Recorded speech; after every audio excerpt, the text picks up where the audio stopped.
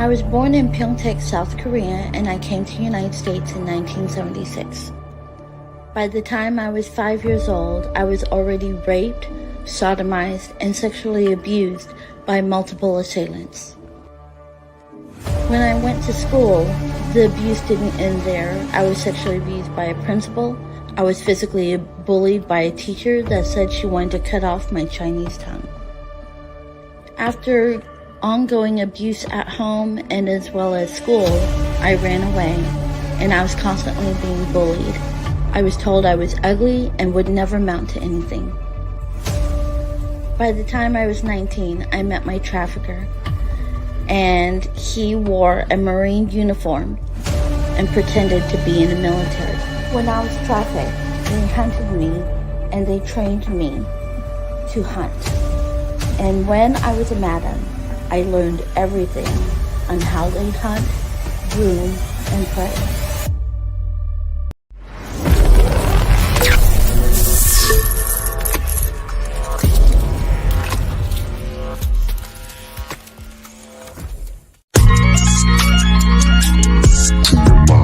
Introducing the one and only Mr. TMI. Now check it. He's Mr. TMI, known as the Bear Man, aka homie the Black Sheep. He got the news, the stories, the topics, and so many things that you won't believe. Dropping these jewels and knowledge and giving advice and perspective on everything. He got them hard discussions, roller driven, buzzing, tune in, don't miss anything. Bringing the best of variety of different guests, keeping it real and less as they dress to impress. Every day chasing a check, follow, subscribe, and request. It's time to decompress, get everything off his chest, taking you guys on the quest into the mind of the podcast champion, and then telling y'all what he suggests. New season looking brighter, another level, take it higher. With all the info he acquired, giving whole stories the entire. Only here to inspire. Feel it heat, he on fire. Now hope that I got your attention to jump in the building. Y'all watching Mr. TMI.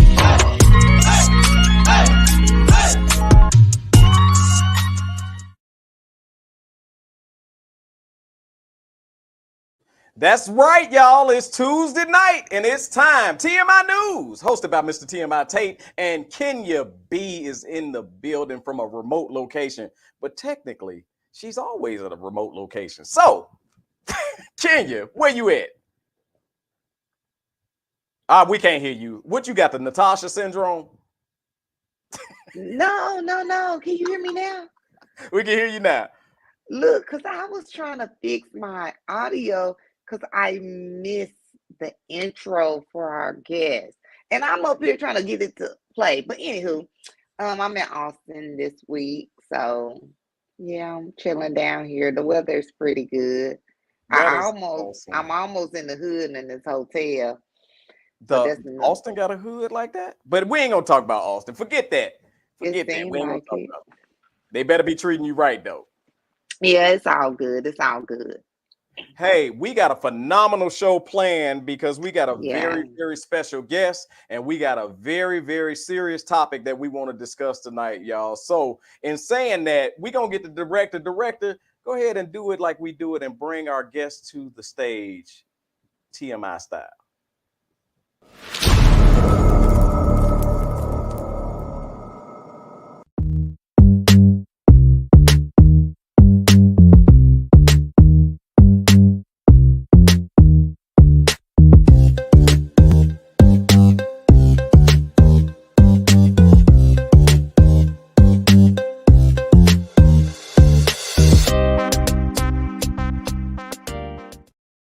We have none other than author and filmmaker, Miss Chong Kim. How you doing? I am blessed. I am so blessed. And I love the intro. I'm going to have to use that for my promotion. And I'll give the credit to TMI. That's right. Look, you can recycle that. You go ahead. You can recycle it all you want. Awesome. Yeah. So you are absolutely doing some amazing things, and I'll break it down. We actually was exposed to you and your story when we attended the Texas Independent Filmmakers Award show, and you stood up there and so eloquently talked about how you survived human trafficking, and it immediately caught my attention, and I'm like, I had questions. So we want to thank Jeanette Johnson Greenwood for making the Yes. connection and having you, and we want to welcome you on our show. Thank you so much. I am blessed to be here. Yes. So there's a lot of, in my opinion, misconceptions, misunderstandings regarding human trafficking. And I know, like, I'm from back in the day when, okay, don't get close to the white van. If a stranger grabs you and you scream and whatever. That's what I was thinking when it comes to human trafficking. However, this gets so much deeper than that. And I want you to kind of open up by explaining your situation and how it affected, how you were I'm gonna say abducted. I met a guy at a nightclub. We dated. So he basically groomed me, but I didn't know the terminology. So just to give everyone a heads up, I am almost 50 years old. So I grew up like during the time when New Jack Swing, Menace to Society, Yes. Positive K. But growing up, I went through abuse in my own home. I lived in a predominantly white neighborhood, so there was not any cultural awareness. And because me and my family were the only Asian, so a lot of the white folks, whenever I would say I'm being abused, they're like, no, you're Asian, you need to learn to be quiet. Wow. Yep. Do you remember the movie Precious? Yes. Absolutely. Monique was basically like my mom, but a lot of people don't want to talk about it, especially in the Asian community. We don't talk about it. We don't let other outsiders know that we have problems just like everybody else. Yeah. So I was always the black sheep in my family. So I would always speak out about it. So I ran away at 12, got into foster care, and it was in Chickasha, Oklahoma. And I had a foster sister. Her name was Shaquila. And our foster parents were horrible. They would treat us like trash. But when we went to church, they would say, oh, this is Shaquila. She's from Nigeria. And we're like, Nigeria? And I remember Shaquila was like, where's Nigeria? And I was like, I think it's in New York. We didn't know anything. Right. And so throughout my foster care time, I went through 15 different foster homes.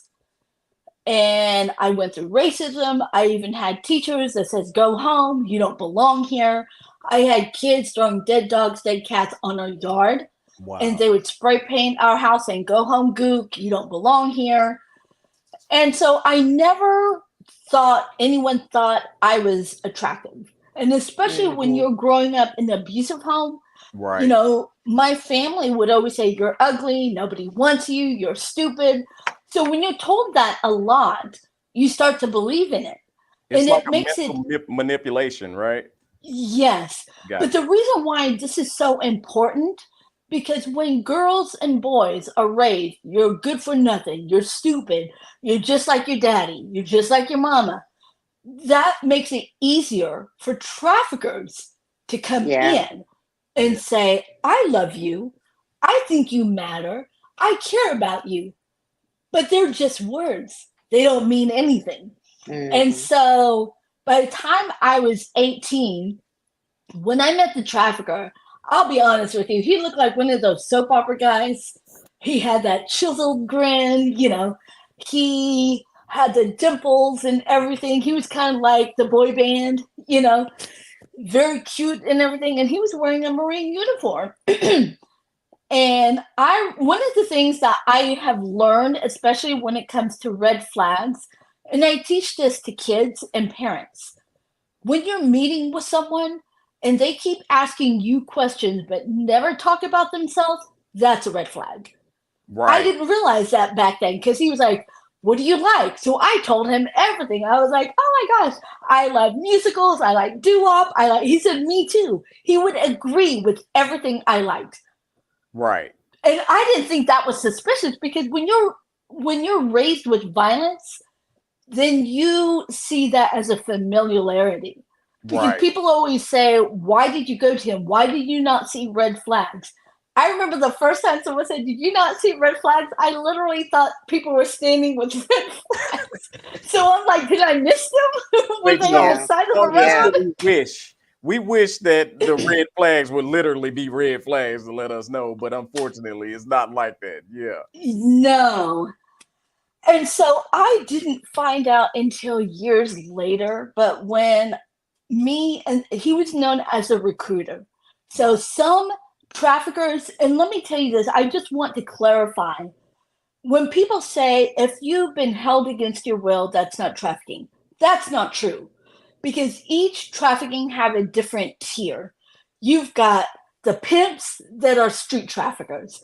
Then you got the organized traffickers that are Albanian, Russian, Korean, Chinese, organized crimes. They will hold you against your will. You can't leave. You can't do anything. They'll say, you see this picture of your little kid? You do as I say, or she's gone. So a lot of times these girls have to do what they have to do. Right. And so I want to clarify that because one time I actually posted, even in January, I said, don't change the narrative just because it didn't happen to you. Right. I didn't Yeah. have a pimp, so I'm not going to say it didn't happen, that pimps aren't traffickers. So don't do that to me, Yeah. And so I was living on 635 in Forest Lane back in 1994. Okay. And me and a roommate, we lived there under her dad's name because we were young. We didn't have credit or whatever. And so the recruiter, he and I started dating. His name was Keith, or that's the name he went by. We started dating. I start feeling the love bombing. He was like, I love you. And I'm like, I love you too. And it was less than 2 weeks. Right. And then he said, let's go to Florida. I want you to meet my parents. Here's the other thing that I want to share, the red flag.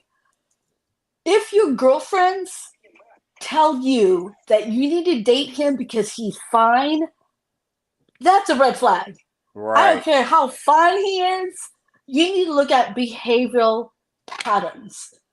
Because none of my girlfriends said, Chong, he's going a little too fast. You're going out of state. Is that not a concern to you? None of them said that. Wow. So it made me wonder, are my friends just as vulnerable as I was? And so I told the girls, I was like, guess what? He wants to take me to Florida. You know what they said? They're like, girl, that means he wants to marry you. Oh, wow. And when you grew up with abuse, the only thing you think about is, I want to look for that knight in shining armor. Yes. I want to look for that guy that can rescue me from whatever trauma I went through in my home. I want to get out of this little podunk town. I want to go somewhere. And that was the only thing that was on my mind. And I see a lot of young girls doing the same thing. Like, I want to look for the Prince Charming. I want to look for the guy that's going to take care of me. Right. And so I was like, okay. I don't mean to interrupt. I apologize. None of But you mentioned a statement that I want you to kind of give some definition to, and that was love bombing. Can you let the people know what that means? So love bombing is when someone is constantly throwing admirations, gifts. So let's say you and I are texting, and I'm like, hey, TMI, you are fine as hell. You're good looking. Hey, let me send you some Cash App money. Babe, let me do this for you. And it's constant, constant, constant. And what happens is it's kind of like being addicted to drugs because it's filling our dopamine. And so we're like, oh, I want more. I want more. And so I'll be asking you, like, what kind of woman do you want? And you say, you know what? I want a career-oriented woman. So then I'm going to lie to you and say, guess what? I'm a career-oriented woman. Right. I can tell you that I own all of these companies. I'll be like, see, Samsung? That's my company. You'll be like, wow, even though it's not my company. So converting themselves into exactly what they think you want or they feel you want in that person. So they're becoming that knight in shining armor, like you said. Mm-hmm. Because they disguise what your dream ideal person is. Yes. And you'll start feeling that energy because I'll be like, oh my gosh, we need to go out. We need to do this. You know, I'm being spontaneous with you. And after 3 months, I'll be like, all right, now you're boring me. And you'll be like, hey, babe, guess what? I got you flowers. Really? You had to get it from the Kroger store? You couldn't get it at, 1-800-Flowers? Oh, Yeah. wow. And from that point on, you'll be like, oh, throw that away. Because I remember you told me you got your ex-girlfriend that Kroger flowers. Is that what you think about your ex-girlfriend? And so this becomes a flip. Yeah. To where you start getting breadcrumbs. I didn't realize that a lot of these traffickers and recruiters are narcissists. That's what it boils down to, is narcissism. And when I started learning about narcissists, I'm like, oh my goodness, it makes sense. And that's why when people say, why don't you leave? When I talk about the love bombing, it feeds us. It's like someone sticking needle in our arm and feeding us morphine, cocaine, heroin. It feeds our dopamine. I mean, just like with social media in general, people like the likes. Yes. You see how many people like your post, that's a dopamine. But Yeah. if you get love bombed and you get all this dopamine, you want more, then you become addicted. And so when people say, well, why doesn't she leave? We need to start asking the questions. Why don't we stand up for her? Why don't we reevaluate and say, honey, you don't need him. You are amazing. You are love. You are compassionate. He is not treating you right. I'm old school. Like back in the day when me and my girls went clubbing, we all went and we all left together. None of us was behind. The guys had to get rid of the we gotta go girl. Because they're like, we need to bruise up the we gotta go girl or the girl that's going to stomp us.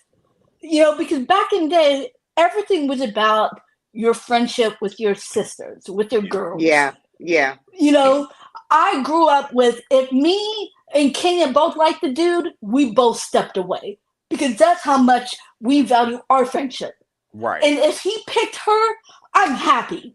I'm happy he picked her. Nowadays, you got siblings fighting over the same dude, and you're just like, are you kidding me? Yeah. And that's sad. And we need to bring that back.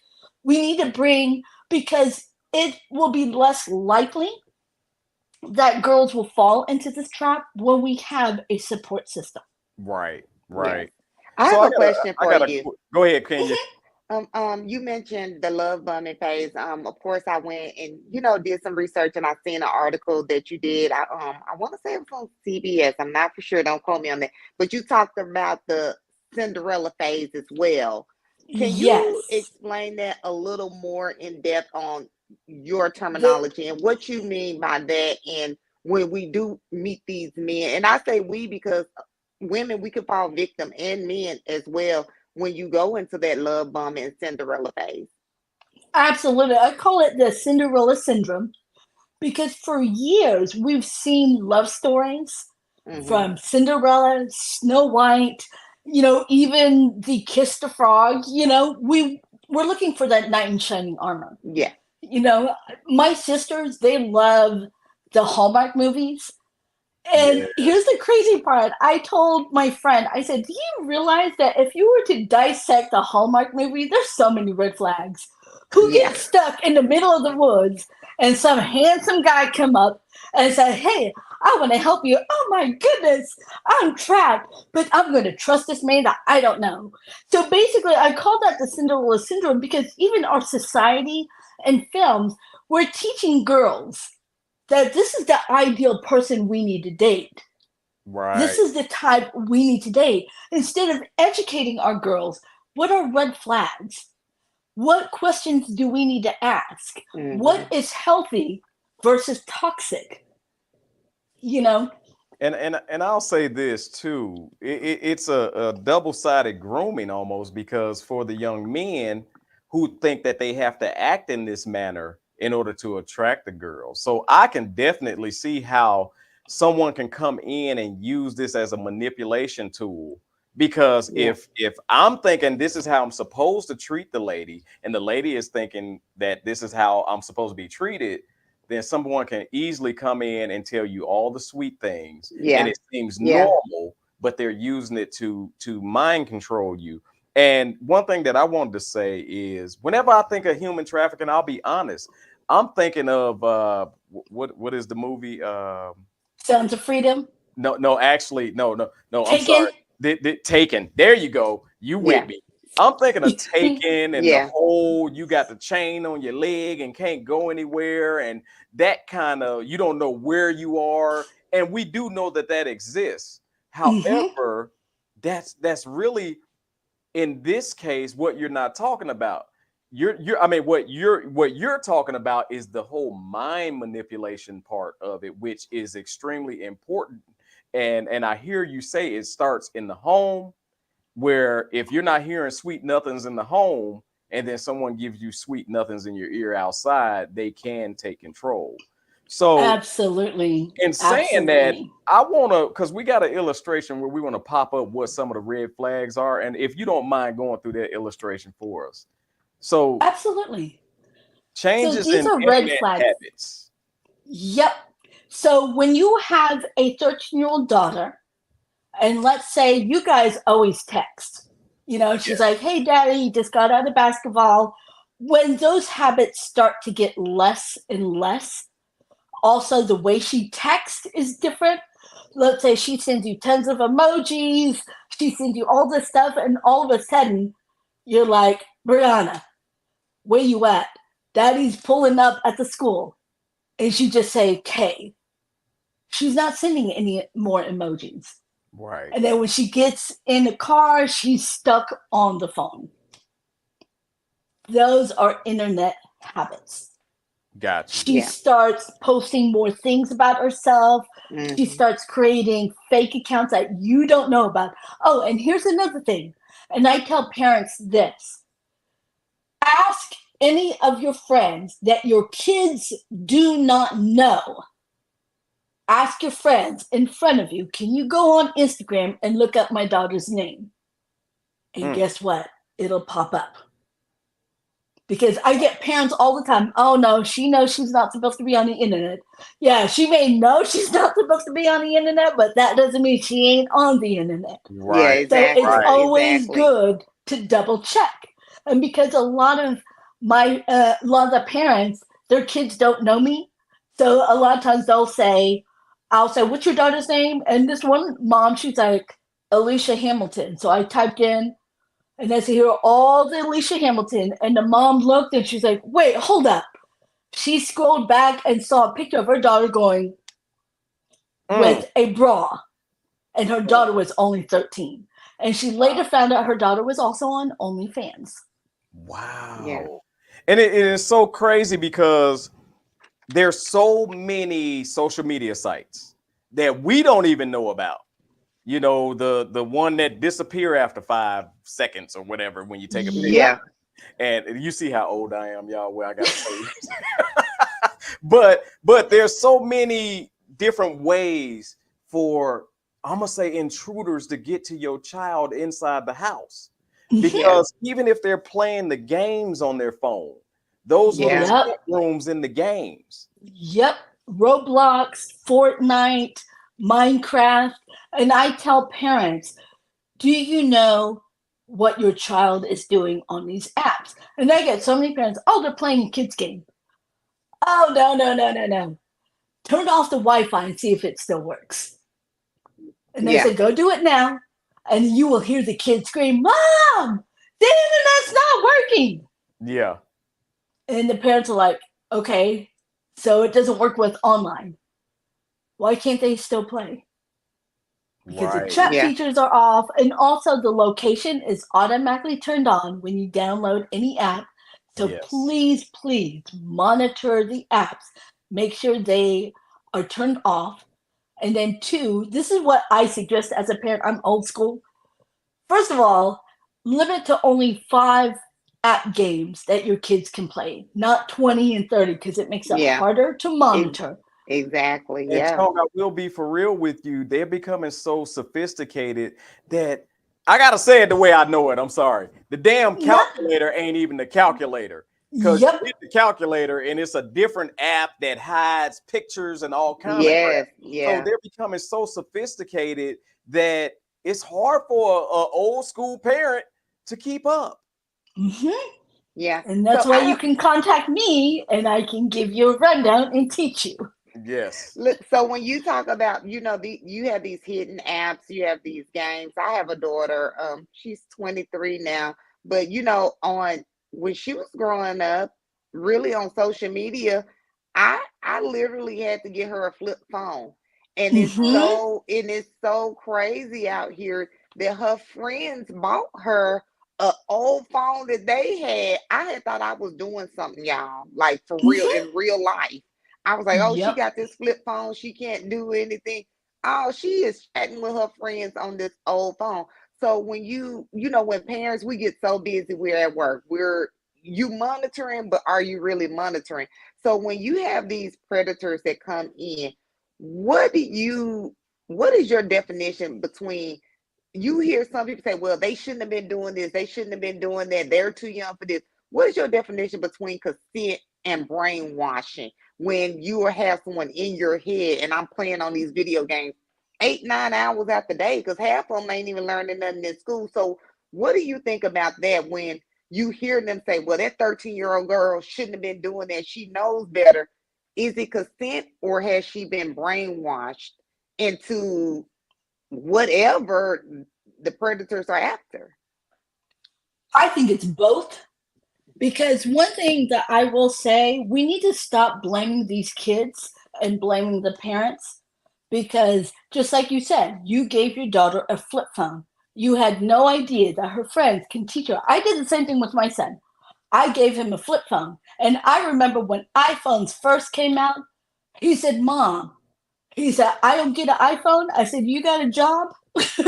Yeah, exactly. But what I did with my son, because I knew about these experience because of my own personal experience, I had him bring me the phone before he went to bed. And I checked everything. I checked his book bag. I checked everything. I made sure he didn't have a second phone while he was at school. I would even call and tell the teachers, if you find any smartphone in his desk, in his locker, do not call him out, call me. Yeah. Yes. And they did. A lot of times, if you work with schools, they will work Yes, with you too. they will. And I always encourage parents, please be part of the PTA. Join the PTA because you are the voice in the school. Because I get people ask me, are you talking in schools? No, they don't want me there. So I need parents like you to say, hey, you need to bring a survivor to come to our schools and talk to our kids. Yeah. Because I went to a junior high school and the parents were all there as well.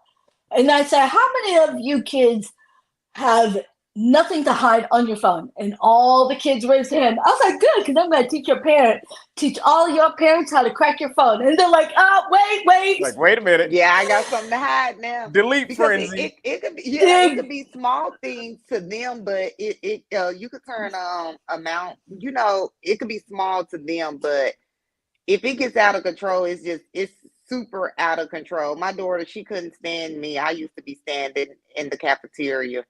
I was the Mm-hmm. aide in the morning. So can I say Yep. this? Sure.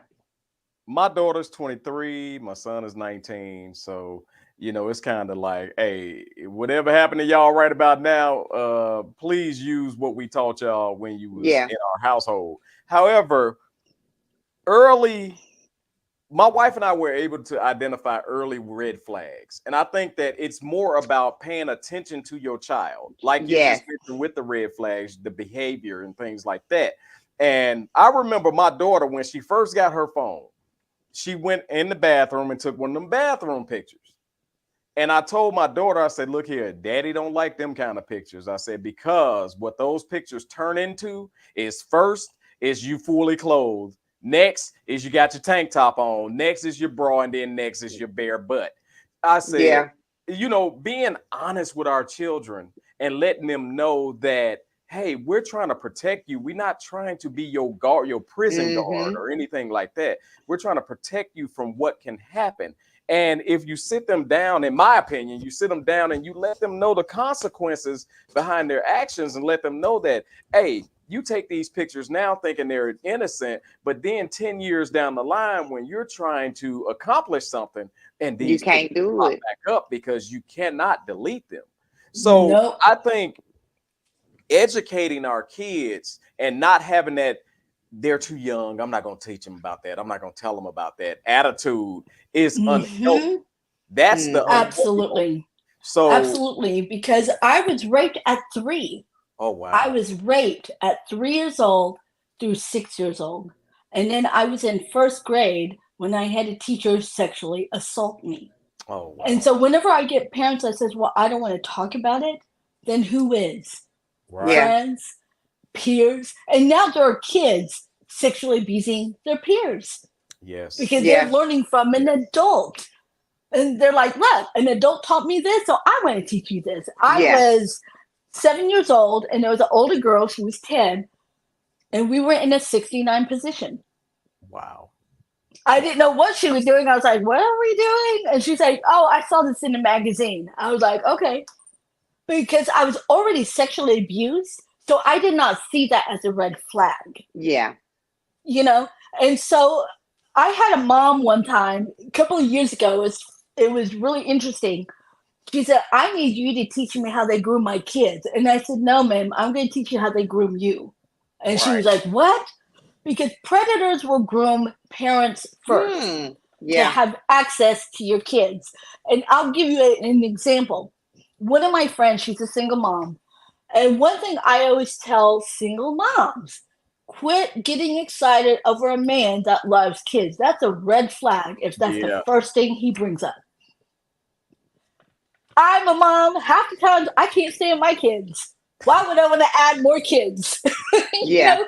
Let's be real. Hey, you know. Quick note. I love little babies. I'm that dude. I love little babies. However, when they get a certain age, I don't like them no more. So that ain't no daggone red flag. I don't like them no more after that. So, But yeah, I had a friend of mine. She was like, "Girl, I met this dude, and he said he loves my daughter." And I was sitting there. I was like, "When did you meet him?" She's like, "Oh, today."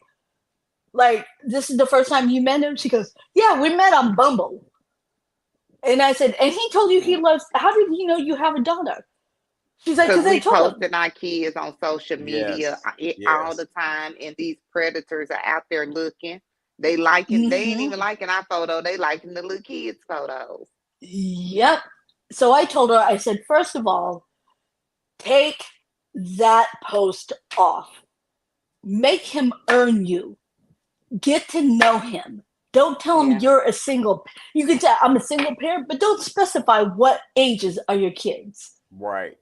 And that's what I always tell parents. And then 2, there was so let me explain how groomers groom the parents first. I'll give you a perfect example. They can be pastors, priests, coach, teachers.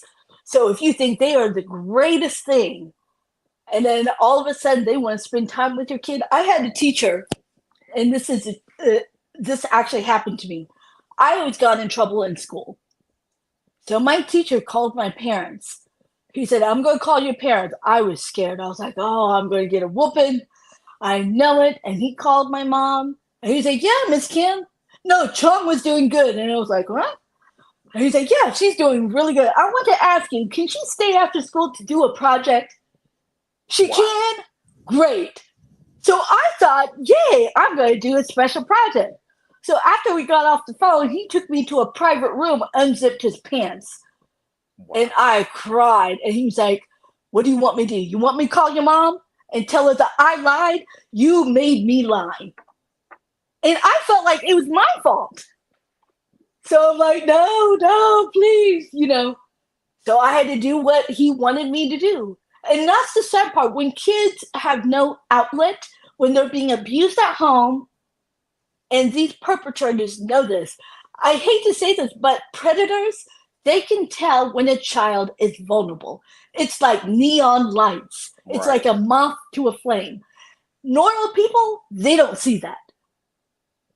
But only the predators. They'll see, it's literally like you see 10 kids walking and you'll see all these light bulbs. Like they're vulnerable, they're vulnerable, they're vulnerable. And you'll have 10 kids, but 8 of them are vulnerable. So Chong, this just kind of registered in my mind. A lot of parents teach their kids, whether it's direct or indirectly, to be scared of them. And to be scared of the parents? To be afraid of me because I'm daddy. And that's not the greatest thing in the world to do, because when they're in trouble, they're looking at you as, no, I can't go there because I'm scared. When and predators will use that. When in all actuality, you should teach your kids to, hey, there's nothing under the sun you cannot come to me with. And the sooner you come to me, the better. The longer you wait, the worse that it'll get. The worse that it could get. Bad news don't get better with time. So, Chong, I have a question. So, I don't know the actual stats for it, but it has been said that women, anybody that have been a victim of sexual assault, sexual abuse, are prone to be abused over and over and over.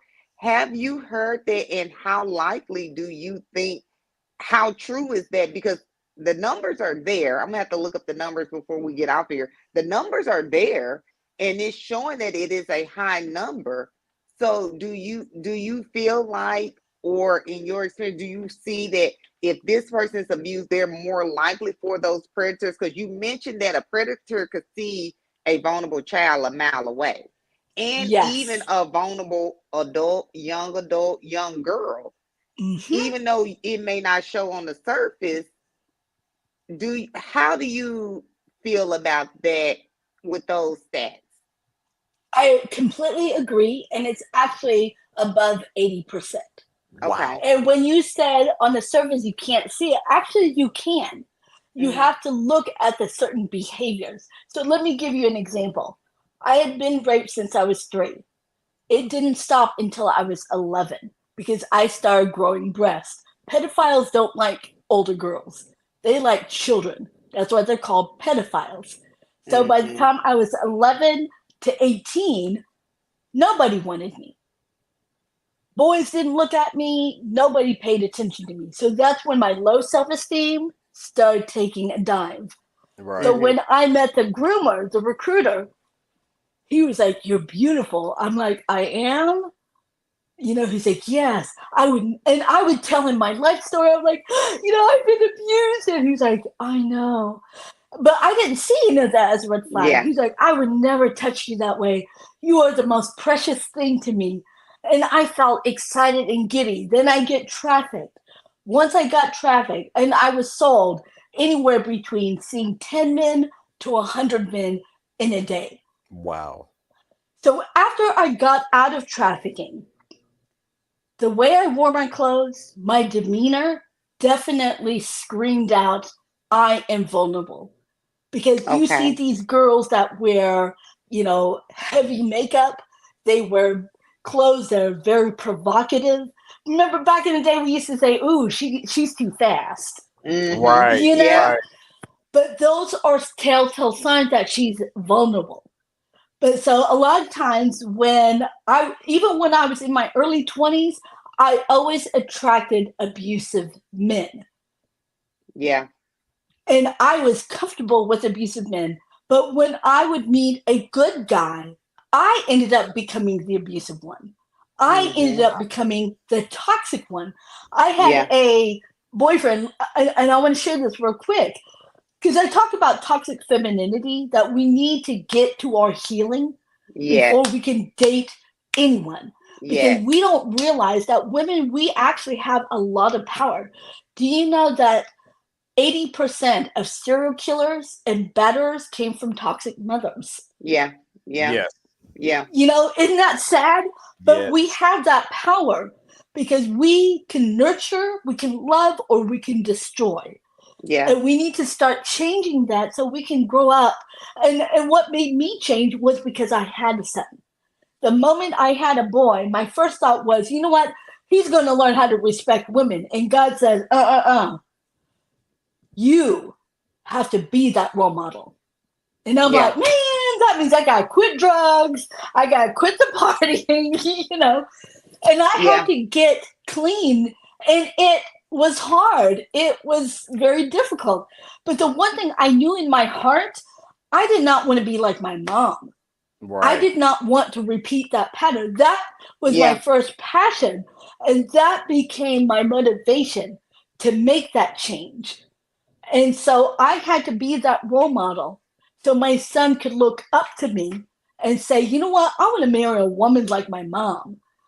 Back in the day, we used to say, oh, you're good enough to take home to my bedroom, but you're not good enough to take home to my mama. Right. And so, but this one guy I used to date, I was very abusive, but I didn't realize, I knew I was abusive, but I didn't know where that bitterness and anger came from. Mm-hmm. And so I remember one time he was waking me up. He got me a bouquet of flowers in a glass vase, got me a teddy bear. And he was like, babe, wake up. I looked up. The first thing I saw was a teddy bear. And then I saw the roses. And he was like, here. I grabbed the vase and I threw it across the room. It shattered everywhere. Wow. I grabbed the teddy bear, walked over to the kitchen, cut the head off, put the head in the garbage disposal. During that time, I didn't realize I was triggered. Because let me tell you this, traffickers and also child abusers, they buy gifts after they rape your child. Yes. So when I saw the teddy bear, I saw all the faces of the pedophiles that bought me teddy bear as a little girl. So when I saw flowers, I saw all the traffickers buying me flowers. So that was a trigger to me, but I didn't realize it. So after I put the bear's head and the body was still on the kitchen counter, I opened the fridge, pulled out a beer, sat back on the couch, picked up the remote, and I was like, you want to watch something, babe? Like, it was nothing. Yeah. And he was like, what the hell? Because he could not understand. And I wasn't healthy enough to articulate that pain because I didn't see it. So here's what I want to ask. Isn't that like a relationship pattern that you have been through? And even though this good guy is meaning well, any relationship that you knew about due to the fact that they were mostly abusive, or all of them was abusive, you thought that's the way the relationship should go. Mm-hmm. And there were times like the same guy, I remember he said, I want you to talk to me. Is something going on? We could deal with it. And I would slap him. And he's like, and I was like, you going to hit me? You going to hit me? And he's like, no. Why? And I would push him. Why won't you hit me? Because I was used to men hitting me. Right. So I wanted him to hit me so it felt normal. Because I witnessed my dad beating my mom. Yes. And I was being beaten, and so that was my normal. And here's the funny thing. I had an ex-boyfriend that told me I had disassociation. It was the first time I ever heard that. And I will never forget, he used to live in Chicago, and he said, you are crazy. He was like, you are one crazy woman. Wow. He said, but you need some help. And I said, I am not crazy. He goes, yeah, you are. You got disassociation. So he threw a book at me that says, I hate you, but don't leave me. Wow. And so when I was like, I'm not this person. And when I read it, I cried. I was like, oh my gosh, it is me, And so when I went to the therapist, he said, yeah, it's called disassociation. And I said, so I didn't know what any of that meant. So I'm like, am I going to die? Because I thought it was like AIDS or cancer. Right. And the doctor was like, you'll be fine. Just, you just need to go through therapy. But one of the things that I love, there's a movie called Frankie and Alice that Halle Berry played. And it's about disassociation. Mm. And one of the things, it's based on a true story. I love that movie because I felt more relatable to that movie than any human trafficking film. Because Felicia Hyde plays the mom. So when Halle Berry's character her name is Frankie, but her white name is Alice because she grew up in an era where her and her mom were basically housekeepers for a rich white family in Louisiana. Mm-hmm. And she was a little girl. She wanted a pretty porcelain doll. And the mom was like, "You're black. We're black. We don't get this nice stuff." And she was like, oh. And my mom did the same thing. When I was growing up, my mom's like, "You're Korean. You need to do this. You're Korean. You need to act like this. You're Korean." I was like, "Well, I don't want to be Korean anymore. This is boring." You know? I was like, everything about Korean culture sucks. And so I felt relatable to that character. And so they were playing this Motown music, and Halle Berry grabs the radio, pulls it out of the wall, and she said, "I'm not black." And she pounds on that radio. Right. Because she was still hurting from what her mother kept saying. "Remember, you're black. Because you're black, you can't do this. Because you're black, you're not given this. Because you're black," you know. And so, but I love the disassociation because I don't know if you heard about Sarah Cruzan, Centonia Brown, and Crystal Kaiser. Yeah. All of them are 3 Black victims of human trafficking that were charged for murder. Yeah. And then these defense, they're like, "Well, we want to use the battered woman syndrome." No, because first of all, it's not a real diagnosis. And number 2, disassociation means something that you were triggered to that behavior. And so that is a true mental illness. So she doesn't know what she was doing. All she can think about is, he's been raping me. He's been selling my body. I can't take it anymore. So I disassociate. So my alter ego comes in to protect me. And that's why I'm doing this movie called E40S, the feature film. Yes. Because it's actually about a survivor that suffers with disassociation. Because I want to use that platform to educate people about mental illness, especially along our Black girls, Latino girls, and Indigenous girls. Because every time I would see on the news about human trafficking victims, I'll be bluntly honest, I see white girls. And I'm like, they don't represent me. They are not me because they didn't run away. They came from affluent homes. Because they were talking to some cute guy on TikTok, all of a sudden they're victims. And I'm like, but what about these girls? They're like, oh, they're runaways, they're endangered youth, they're at risk. Well, none of that's spelled victim. They make it seem like those girls were more the problem and these girls were more the victim. But you mentioned something about E40S, and I believe we have a video trailer on E40S. Let's go ahead and play that, and then we want to talk about that more. And also, I want to get more into your story regarding, you know, how deep it got and how you got away. Absolutely.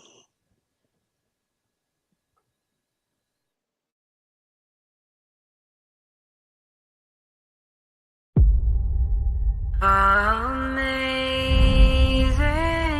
grace, how sweet the sound that saved a wretch like me.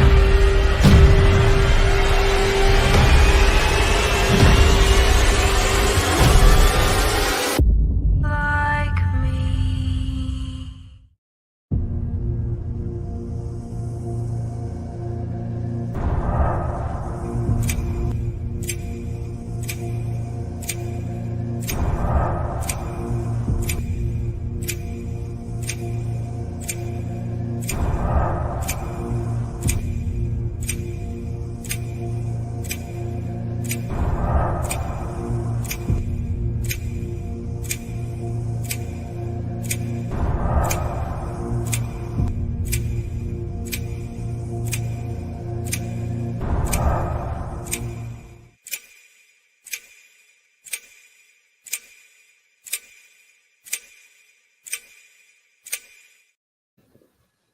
Oh man, that is such an awesome trailer, man. Y'all look, that is deep.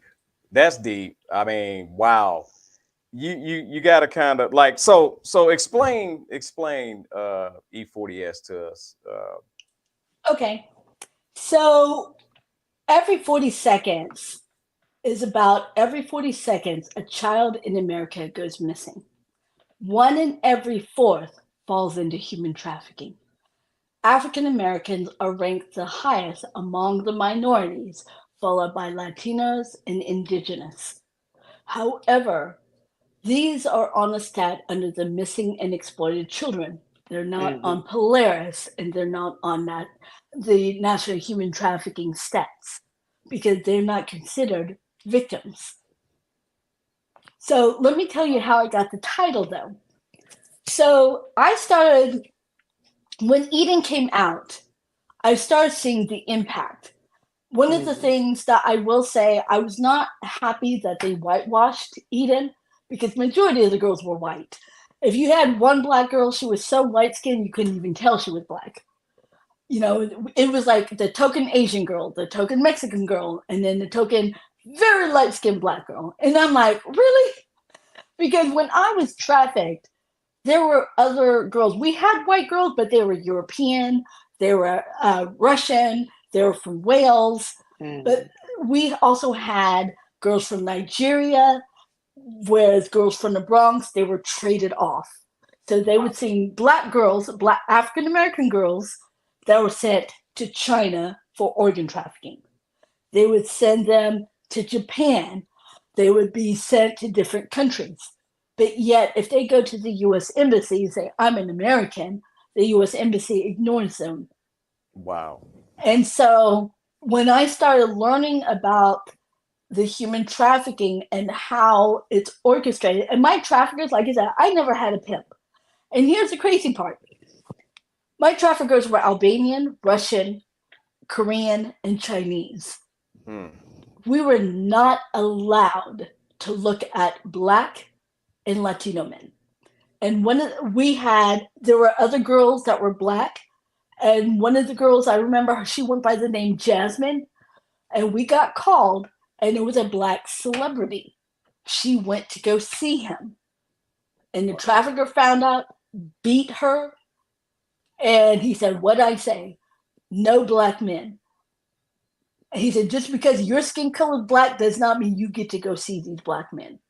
Is that do you think that's because they may think that the Black person see the Black girl and may kind of help or pull her out, or what's the situation with that?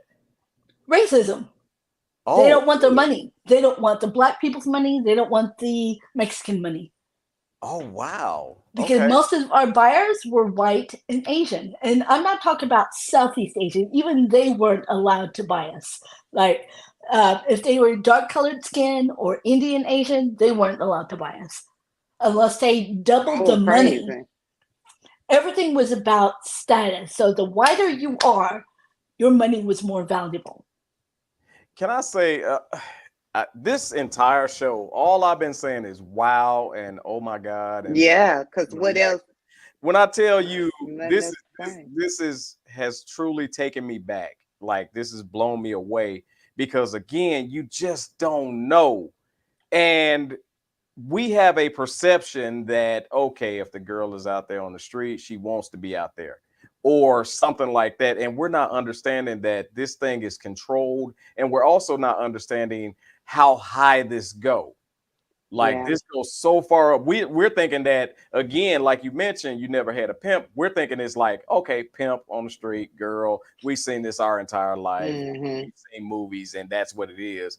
When in all actuality, it goes all the way up, and things have been exposed recently with celebrities and millionaires and like billionaires. Epstein, Ghislaine. I even know 2 survivors that was bought by Epstein that is of color. And they said nobody reached out to them. Wow. And they said we were and bought I think that's by... the terrible part about it is when someone tries to call out or cry out for help, no one wants to listen because you say that name, and that name is associated with money and power. So wait a minute, no, we can't help you because it's going to affect us on this side. When at the end of the day, man, sick is sick and be addressed. And one of the things that I wanted to do with my film, because I even have some of my friends, they're like, are you going to throw in some pimps? And I was like, why? They're like, well, we need to show like some of the pimps are traffickers. Then you do a film about pimps. I Right. never experienced pimp, so I'm not going to ad lib. I'm not going to make up stuff that I don't know nothing about. I'm talking about how white and Asian men buy Black girls, Latino girls, and Indigenous girls, and how nobody listens when all the red flag is there. And in my film, it's actually a little over 2 hours. So throughout the film, they are And rescuing. this film is Eden. I'm sorry. Is No, that this film is E40S, the trailer you just saw. the trailer? Okay, got you. Sorry about that. Not a problem. So throughout the film, there is a scene that's shown 3 times throughout the film. So in the beginning, you see this 12-year-old Black girl in a diner. She looks unkept. She's skin and bones. Her hair's not fixed. And across the diner is an adult man. He's making phone calls. Nobody says anything. She's just sitting there like this, not saying a word. The waitress walks past her, refilling his cup, not once asking the girl, are you hungry? Are you thirsty? Yeah. None of that is happening. So then the next scene, a little later on in the film, she's at a convenience store. She's having to buy feminine products because she started. So an older white lady is standing behind her and says, oh, you know what? You should get Motrin. She picks up a Motrin, puts it in the little girl's arms because she's holding all the stuff. So when she dumps all the stuff, the cashier is looking at her. She's like, do you have paper and pen? He's like, yeah. He gives her a paper and pen. She writes, help me. Then he puts all her stuff in a bag, gives her the bag, brings her out. She gives him cash, and she leaves the note there. But when she walks out, the lady that comes out, she puts her gallon of milk over that note. So nobody sees that help me note. Yeah. Wow. And the girl is sitting in the car. Amazing. The trafficker puts the car in the reverse, and she's holding on to the bag, hoping somebody will see her note. Then the third scene, she's sitting in a hotel room, looking at the door. She sees the doorknob, and then the trafficker is throwing a condom at her, and you see tears, and it blacks out. Yeah. Because I want people to see her as a victim. Right. Not as a runaway, not as a bad girl, not as a girl who asked for it, because I am so sick of those phrases. Yeah. We need to start changing the narrative, because if we start seeing her as a victim, then we can start identifying. And ever since 2015, I did the research and found out over 1 million African-American children are still missing in America. Wow.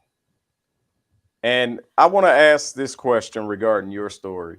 So we know that this thing went levels. There were levels to this. So explain to us the different levels that you experienced. And then again, I do want you to talk about how you finally reached the point where you got out. Okay. So when you are first captured, they have what they call training day. So if you watch Eden, you'll notice they partnered us up with animals, like little kittens. That was not true. In real life, they partnered us up with little girls. Wow. Not kittens. The scriptwriter was like, I can't write this, because this was back in 2005. So what he did is he changed it to kittens to show the symbolism. Because Bo Bridges says, if you run away, guess what? Your little kittens are going to get killed. But in actuality, what happens is, if I meet a buyer and he says, and they tell me, they train me, they're like, when you meet the man, you're going to speak broken English. And I'm like, why? I'm not a foreigner. And then they slap me. Say that again. And if I tell them, you know what, go ahead and beat me. I don't care. My mama beats me. Everybody beats me. I'm used to it. So they're like, okay, let's see how much you really care. So they'll bring out one of the little girls that I care about. I have to watch her get raped and sodomized. And that's another level of trauma. Yes. And so after a while, we would go into these warehouse trucks. They had us on an Indian reservation in Nevada. So nobody could touch us, not even the FBI, not any federal agents, because it's a sovereign land. And so they would take us into Las Vegas, they would take us to New York, they would take us to all these places. But they would take us to these motels, not the casinos. You had to rank up and earn the bougie, nice place. So after a while, after seeing all this, I felt like I only had two choices. I either continue being a victim or I rank up and become a madam, basically a bottom girl for these traffickers. Right. But during that time, and I want to share this real quick, I was angry and I said, you know what, Lord, I don't like you. I hate you. I hate you, God. How can you allow this to happen? So you know what? If they kill me, I don't want to be in heaven with you. You got that? I don't want to be in heaven. Those were my exact words. And then a blue butterfly came, landed on my finger, and I heard God whisper, everything will be okay. So at that time, I took it as take the route that'll get you out, even if that means sleeping with the devil, because it's only temporary. So that meant I became a madam. So when I went to the trafficker, so in the movie, you know, Jamie Chung. I'm sorry, explain madam. Explain Madam is the role of a basically madam. like Madam is basically like the side chick for the trafficker. So Okay. let's say you're the pimp or the trafficker. I'm the one that's going to go to her and say, girl, I can get you a lot of money. You ain't got to do anything, you know, and my daddy, he takes care of us and I'm going to take care of you. So I'm going to try to groom you. And if in other ways, you can also, like, let's say I meet you in the mall, we bump into each other and I'll be like, oh, I love those shoes. Those are cute. Guess what? I know this one place. So I will try to find a way to relate with you. Right. And then you're thinking, great, I got a friend. Then I'm going to build that rapport. Then I notice you got a daughter and she's 16. And then I become her best friend. Pretty soon I'll insert labels. I'll be like, give your auntie a hug. And you'll be like, yeah, give Auntie Kim a hug. And then later on, I'm going to isolate her from you. I'm going to give her everything. She'll say, Mom, on my 16th birthday, I want to go to, I'm trying to think of a cool place that costs a lot. And you say, you know what? I can't this year. Hawaii. And I'll be like, yeah. And I'll be like, I got you, girl. Don't worry. I got you. Yeah. That is a madam. The madam job is to bring in more girls. But my level of madam was a little bit different because my trafficker gave me the whole escort service to control. So I did the bookings. I was the one who put it in the yellow pages. I was the one who put it in newspapers. Like, you want Asian delights, you want chocolate delights, we got it all, you know? And then I would, and here's the funny thing. Back in the day, I used to drive around like KFC, McDonald's, and I would find these young guys. And I would say, do you have a driver's license? And they're like, yeah. Do you want to work for $2 an hour or do you want to make $200 an hour? And these kids were like, whoa. And these were young kids. They were under 21. So as long as they got free booze and maybe get to see some, you know, boobs and stuff, all I wanted them to do is drive my girls to their calls. So that way they can't run away. Wow, so I it's a end whole up system behind it. Yep. And I pay the boys because that's why even in the military, they say it's better to get young boys because they are impressionable. Right. When you are at the age of 15 through 25, you are impressionable. That's how easily they can train you and influence you. That's why college kids, they're like, yay, I want to save the world, or I want to go and fight and protect our country. But after 25, you're like, what am I doing? I just wasted all that energy. That's why. So I basically trained and brainwashed these high school boys to snitch on my girls. And so when one of the boys told me, he's like, yeah, she was talking to the buyer. She even gave her pager number. Okay. Thank you for letting me know. By the way, here's an extra $1,000. So I reward them for snitching. Then I get the girl And I bring all my other girls, and I bring 2 big guys to beat her to set an example. Anybody else going to share their pager number? Because let me tell you, these clients, they're mine. They don't belong to you. So I had to be hardcore, because anytime I was soft, I could not let my trafficker know that I was building my plane to escape. Right. Right. But I had to pretend that I was evil. I didn't care. So I was like, you know what? I got to do what I got to do. But at the same time, I had to still use drugs, because I could not do this sober. I'd be like, oh my gosh, I'm doing all these things to these poor kids and everything. I didn't have time for that. So I was snorting cocaine, line after line after line. And that's what I was going to ask too, because I know there's some drug manipulation that happens in this world as well. Yeah. So Yeah. what type of and it's stupid to ask how early. No, it's not stupid. But how prevalent, I'm gonna say, is the drug abuse in this world? Back in the 90s, that's how they got you hooked. They Right. would inject you, or nowadays, I don't know, because it's been a while since I've been in the life, but I've been hearing some of the girls, they even said they didn't get forced, but they're like, hey, smoke some weed, but it'll have fentanyl, or smoke some weed. And they back in the day, we used to call them primos. Yeah, where Primo. It was, Yeah. right? So then you could taste the coke, or you could taste the crack, whatever it is. But when I was trafficked, they basically injected my arm, got me addicted to heroin, cocaine, meth, morphine. So whenever I have to have surgery, I am very limited to those narcs, and they have to keep me hospitalized to make sure I don't overdose. Yeah. Because it'll I've be been easy. clean. It's easy for you to get back Addicted. to that drug because it was in your system. And so I wanna also because I'm so interested in, so your plan is to get out. What was your final out? How did you finally rid yourself of this life? I was at one of the big casinos, which I won't say any names, and I was messing with the thermostat.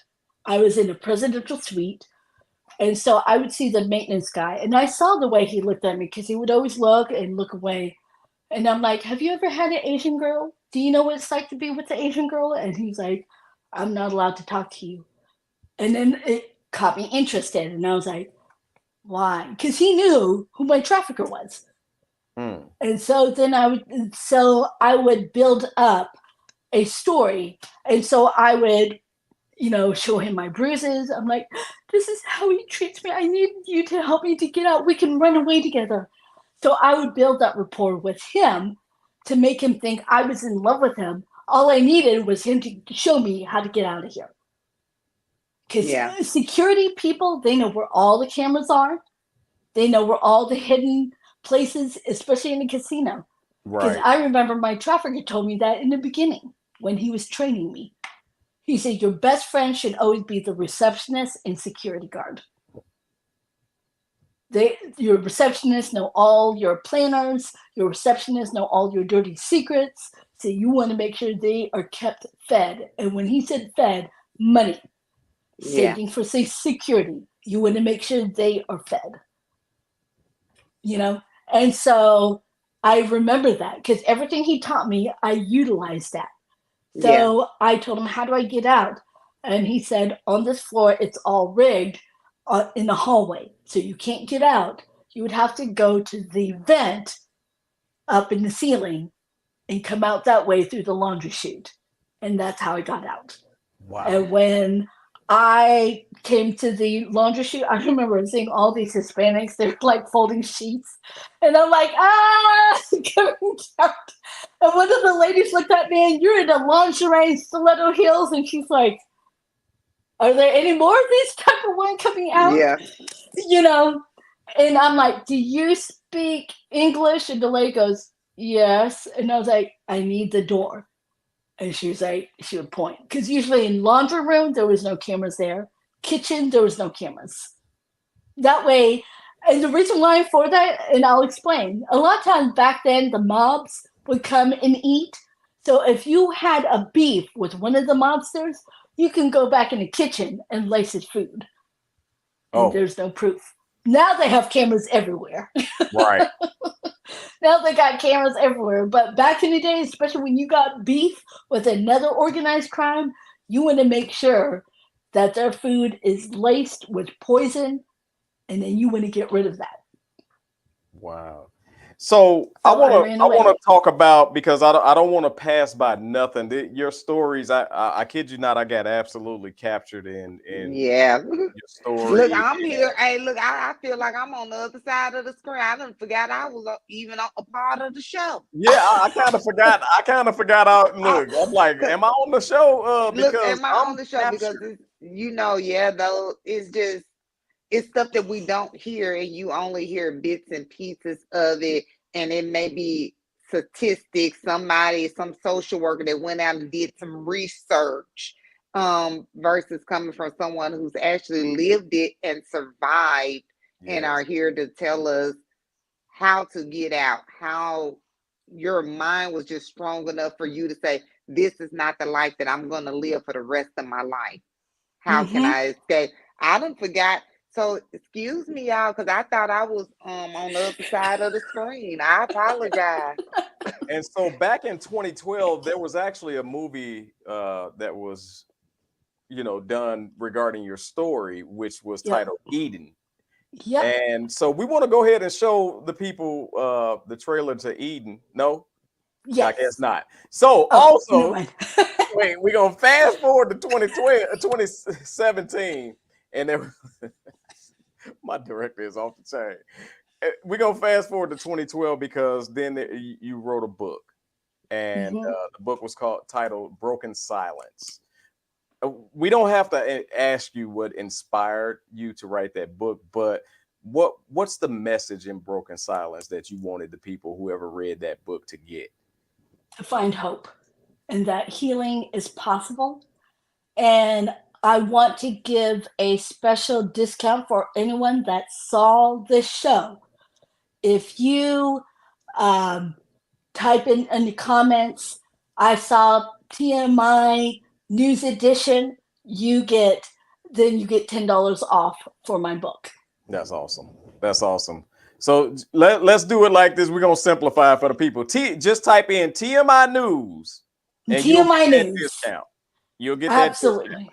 So I think that's awesome. When I tell you, I have never been so blown away and so emotionally I'm yanked right now as far as emotionally on any show that I've ever been a host of, and they know me. They know I'm usually like amped up and all this other stuff. But Mm-hmm. when I tell you, this has kind of like brought my memory back to some things that I saw in my life but didn't know what was going on. So Mhm. Yeah. I thank you for using your story to bring light to Yes. this situation, because again, some of us picture it as a certain way, Mhm. and then some of us look at the red flags and ignore the red flags, and then some of us categorize it and only keep it in this one category. And Yeah. from what I understand, this thing has many categories, like we spoke earlier about embryo. Mhm. Uh, Embryo trafficking. and if you can explain that a little bit to our people out Sure. there, what that's all about. So, embryo trafficking is when someone steals the mother's eggs and they sell it overseas. So, a lot of times you'll see like fertility Crazy. clinics or even fake abortion clinics. Mm, So, if you're wanting to get an abortion, because of the law, the Roe versus Wade, you can't go there. So, a lot of times these fake abortion clinics will pop up and say, hey, we can do it on a down low, and you just pay whatever you can. But little do you know that they're actually stealing that baby. They're stealing the other eggs, and then they have what's called designer babies. And designer babies, and this is going to be really crazy, but it's true. Remember the movie Get Out by yes. Yes. Jordan Peele? Remember how they would steal the brains of the black people because they wanted to be athletic They wanted to be strong. They Yeah. wanted all these things. Mhm. That is an example of a designer baby.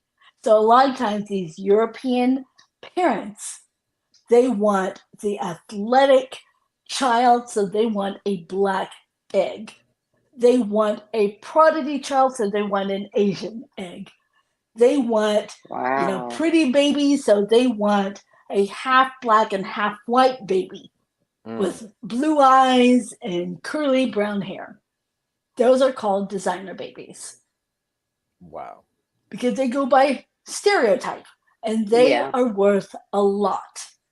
And what these embryo trafficking does, though, they'll basically swindle both sides, the parent that carries the egg and then the couple that wants the baby. Because what they'll do is they'll take the embryos and they'll do 4, 5, they'll do a count of 6, and only 2 eggs are good. But what they'll do is they'll lie to the parents and say, oh, all of them failed. So you got to pay another $180,000 per procedure. $180,000 per procedure. Wow. And they have an indemnity clause, so you can't sue them. Because And you're this is taking a happening. risk. This is happening in our medical professional world. So this is Yeah. just Yep, because there not. was a bus in South Padre, Texas. Yeah. One of my FBI friends gave me the case, so that's how I used that story into the short. And we won 14 awards. Woo woo. Well, congratulations. Really, I mean, again, it's bigger than the awards, but congratulations on the awards. But this thing here, I'm happy that we were able to. And Yeah. please understand. Let me say this to the people. This is not an easy topic to cover. It's At not. all. And again, we are happy that you came on our platform and enlightened us on so many different things that's going on in our world that we're living in. And I'm going to say this, you always see the protect our black girls, and people just use it. It's like a slogan that, okay, I hear it, but I don't know what y'all talking about. Yeah. Because And what are y'all doing? yeah, Mhm. and when we get into it, it's protect our girls, period. But when we hear these stories and we hear them in detail, it definitely brings light to when these slogans are out versus them just being a good T-shirt to wear. Yeah. So Exactly. we thank you for bringing that out. You're sending a great message. I want to encourage you to keep pushing and keep talking about this until we get our hands wrapped around whatever this problem is. Well, one of the things that I want to ask anyone who's willing to help us, because this film is not just a film. Yeah. Every 40 seconds, because I didn't know about it until I did undercover. I used to work undercover for ICE and FBI. And one of the FBI friends, he said to me, he said, you're one of the every 40 seconds. And I was like, huh? He said, you're the every 40 seconds. You're the kid that was a runaway. You're the one that people ignored. You are the majority that got ignored. And I said, what you talking about, Willis? So he broke it down for me. He said, every 40 seconds, a child goes missing. Back then, it was 1 in every 6, and now it bumped up to 1 in every 4. Right. And ever since then, I started telling people, like, every 40 seconds, I made bracelets called the Every 40 Seconds campaign. We're turning that into a nonprofit for public education. I'm now teaching personal safety class.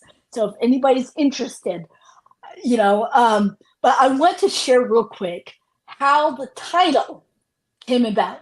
So in 2014, I started writing another script. It was called Save Me. It was the same concept. It was about a survivor that went undercover, working along law enforcement and everything. But I was pitching to different people.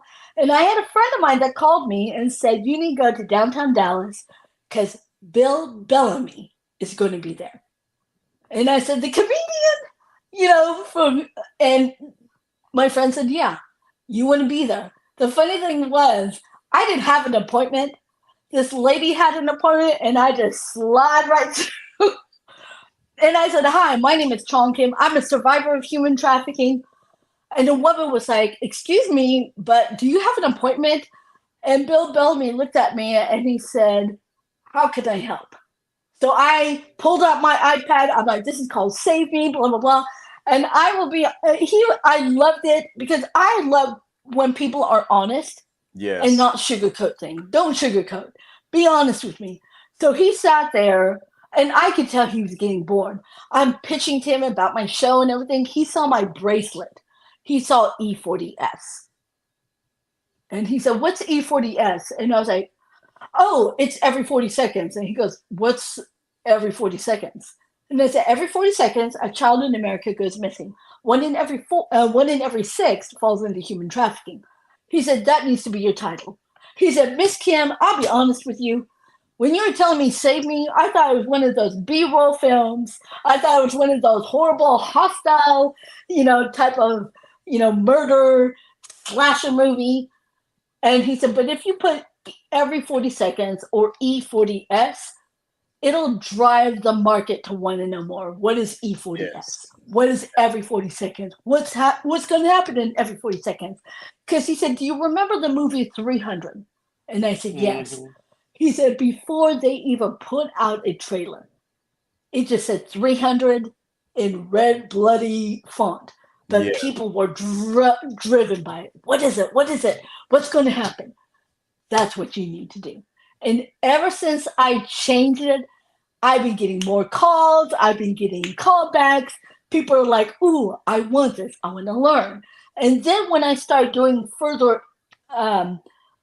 research and found out that our minority American girls, especially our girls of color, are the highest that go missing and trafficked. I said, why are we not outraged? Why are we not asking the right questions? And I was at the Super Bowl in Las Vegas, and I met some of the NFL players. And I told this one guy, I said, do you know that every 40 seconds a child goes missing? He goes, yeah, I know. And I said, are you aware that over 80% of victims are incarcerated? And he stopped and he was like, what? Yes, sir. They are incarcerated. There is no rehabilitation center. Wow. That's why I'm making this film and TV series. I'm turning this into a drama series because I'm using some of the proceeds. I don't want to say all because I like to live too. Right. But I want to use some of the proceeds because I want to build a lockdown rehabilitation center because jail should never be an option for a victim. Right. We know jail don't rehabilitate anyone, honestly. And so in the movie, now we saw the trailer and there is a short film. The full feature film, where will people be able to watch and when? Well, right now we're actually raising money. We need $10,000 to hire a line producer. They are the accountants for the film. They will be reading our script, and our script is about a little over 2.5 hours long. Okay. And it's a feature film. And we got Stephen Bauer, who was in Scarface. He played Manny Rivera. He was also playing Don Eladio on Breaking Bad. He's one of the main characters. Wait, I'm sorry. Is that Manu, the best friend? Scarface? Oh, man. Okay, so you just struck a chord with me right there. Okay, go ahead. Right. He is going to be in our film. He's actually playing a retired ICE agent that recruits Jolena, which is being played by Charlie Rain. Okay. And the survivor actually has multiple personality disorder. So it's like girl with a dragon tattoo meets Dexter, but with a black woman. And so she's going to actually play two people. She's going to play the alter ego, and she's going to play herself. And because I want people to understand disassociation, how that works. So that way when other survivors are watching it, they can now have a name to it. They're like, oh my gosh, Right. now I know why my boyfriend called Yeah. me crazy.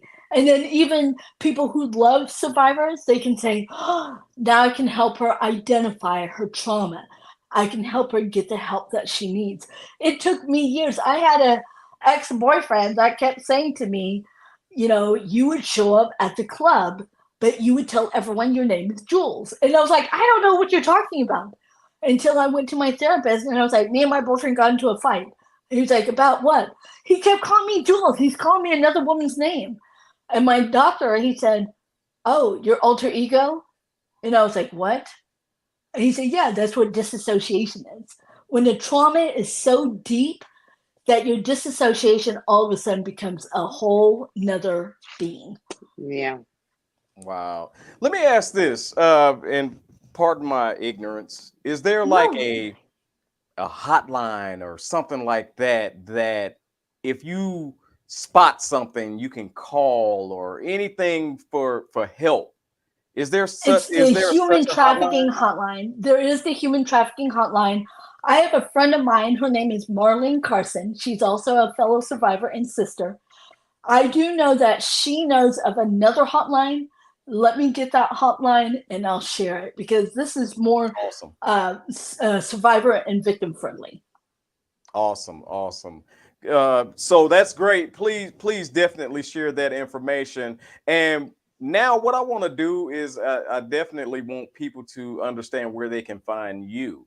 So Yes. let's tell the people, where can they find you, where can they message you if they have any further questions, so on and so forth.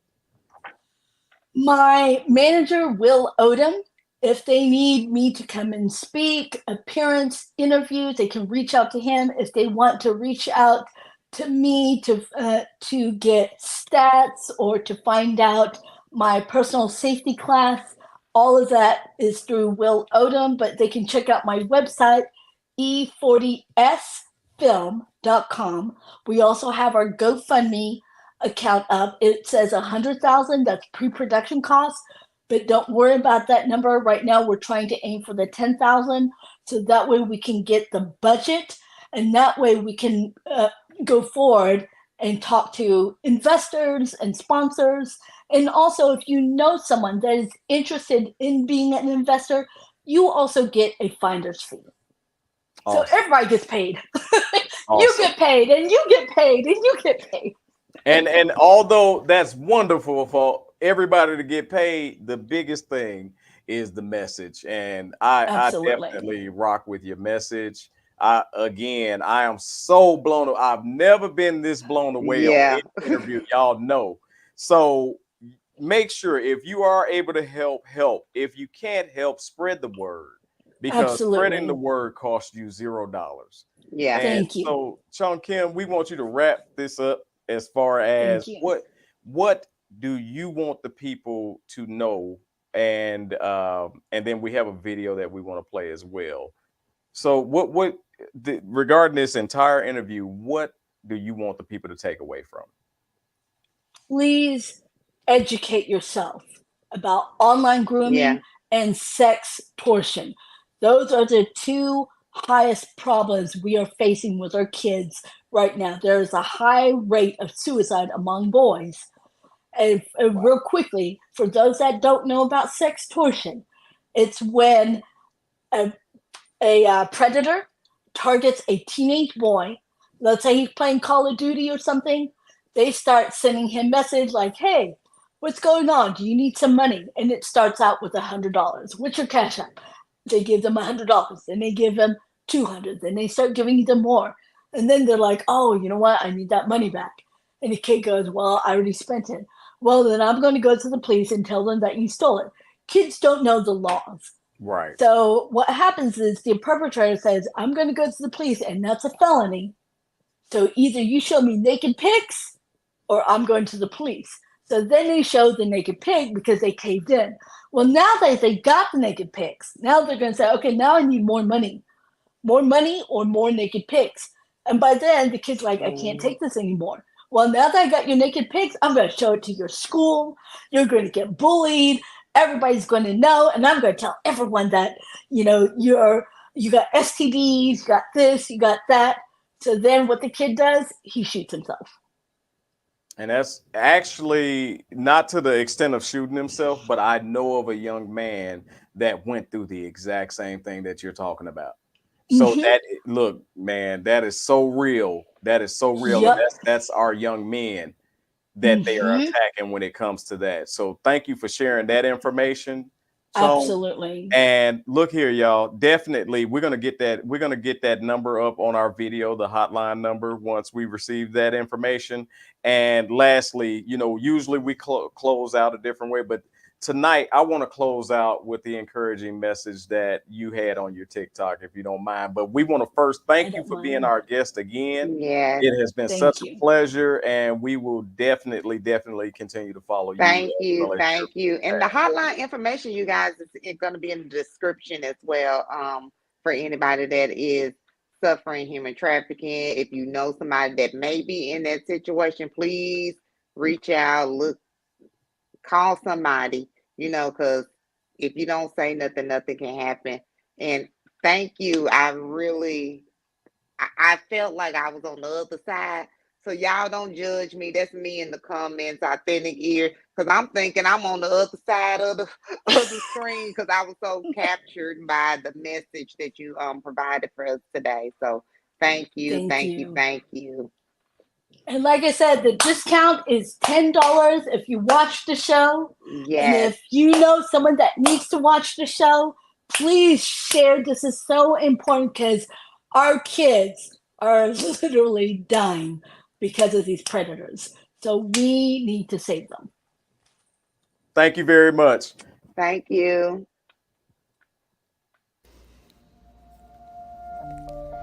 Ever since you had buried me into a tub of ice, I was afraid to ever get into the bathtub again. I was in fear of the unknown, fear of the ice stabbing my body, my skin, the pain, the trauma, having to face that all over again. And now I want to face my fears. So today, I lay in this bathtub knowing that I have full control. You no longer control me. Whether it's 5 seconds or 30 minutes, I can leave. I can get out. But only one step at a time. I am facing my fears. You no longer control me.